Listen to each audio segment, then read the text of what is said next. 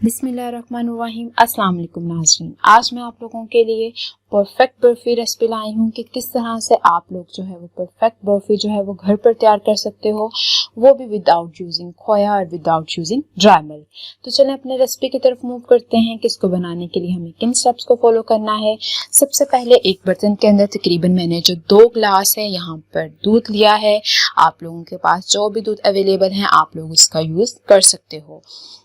और नाज़रीन next step के ऊपर जो है यहाँ पर मैंने इसके अंदर 2 टेबलस्पून जो है वो भरकर जो है वो चीनी के ऐड किए हैं। जो शुगर है वो आप अपने टेस्ट के अकॉर्डिंग कम या ज़्यादा इसके अंदर ऐड कर सकते हो।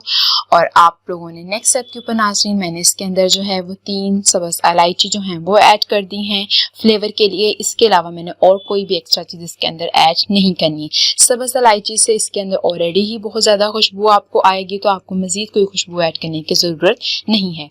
दूसरी तरफ मैंने ब्रेड्स लिए हैं जिसके कोनों को मैंने उतार लिया है। अब आप लोग हाथों से मसल कर इसका इस तरह से पाउडर सा तैयार कर लोगे और ये आसानी से पाउडर के फॉर्म में आ जाएगी। अब नाज़रीन जो दूध के ऊपर फ्रेश मलाई होती है आप लोग यहाँ पर उसका यूज़ करोगे। तकरीबन मैंने 2 टेबलस्पून मलाई ऐड की है और उसी बर्तन के अंदर मैंने तकरीबन 3 से 4 चम्मच जो है वो दूध के शामिल किए हैं। इस तरह से हम लोगों ने इसको मिक्स कर लेना है। अब नाज़रीन ये सबसे अहम स्टेप है। आप लोगों का जो दूध था उसको जब बॉयल आ चुका था तो उसके बाद मैंने जो आंच है उसको मीडियम कर दिया है और उसके अंदर मैंने इसको ऐड कर दिया है। अब यहाँ पर आप लोगों को मुसलसल जो है वो चम्मच को हिलाना है ताकि आपके पास बहुत ही अच्छी बर्फी बनकर तैयार हो। आप मुसलसल इसको हिलाते जाओगे, प्रेस करते जाओगे ताकि इसके अंदर कोई भी गुठली जो है वो ना बने। तो आहिस्ता आहिस्ता हमारे पास आप देख सकते हो कि ये गाढ़ी होना स्टार्ट हो चुकी है। और नाज़रीन हमारे पास जो है जब ये गाढ़ी होना स्टार्ट होगी तो इसके अंदर बबल्स बनना भी स्टार्ट हो जाएंगे। और जब आप लोगों ने इसको तब तक पकाना है जब तक ये बबल्स बनना बंद नहीं हो जाते।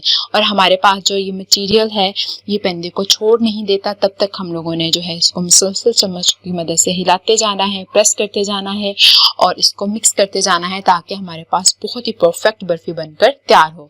जितना ज़्यादा अच्छा आप लोग इसको मिक्स करोगे उतनी ही परफेक्ट जो बर्फी है वो बनकर तैयार होगी।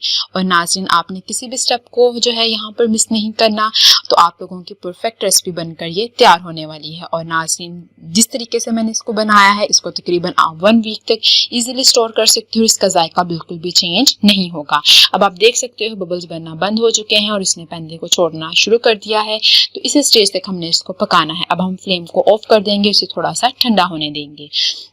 अब नाज़रीन जिस बर्तन के अंदर आपने इसको डालना है उसके अंदर भी जो है मैं सारा मटेरियल इसके अंदर ऐड कर दूंगी। और अगर ये आपके चम्मच के साथ बहुत ज़्यादा मटेरियल चिपके तो आप लोगों ने इसके ऊपर जो है वो बटर लगा लेना है थोड़ा सा, ताकि हमारे पास ये चिपके नहीं। अब मैंने गार्निश के लिए यहाँ पर जो है वो बादाम का यूज़ किया है। आपके पास जो भी ड्राई फ्रूट अवेलेबल हो आप यूज़ कर सकते हो। सबसे अहम स्टेप तकरीबन 5 से 6 घंटे के लिए नाज़रीन अब आप लोगों ने इसको फ्रिज के अंदर रख देना है ताकि हमारे पास ये जो मटेरियल है ये अच्छे से सेट हो जाए।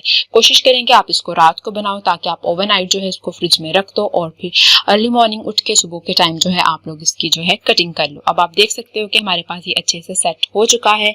अब नाज़रीन जो भी रिक्वायर्ड साइज बर्फी का आपको चाहिए हम लोग जो है उसके अकॉर्डिंग इसकी कटिंग कर लेंगे। नाज़रीन यकीन मानिए ये बहुत ही ज़्यादा मज़ेदार बर्फी बनकर तैयार होती है विदाउट ड्राई मिल्क और विदाउट खोया। मैंने आपको ये बनाना सिखाई है और ये सबको बहुत ही ज़्यादा पसंद आने वाली है। तो आप लाजमी इस रेसिपी को ट्राई कीजिएगा।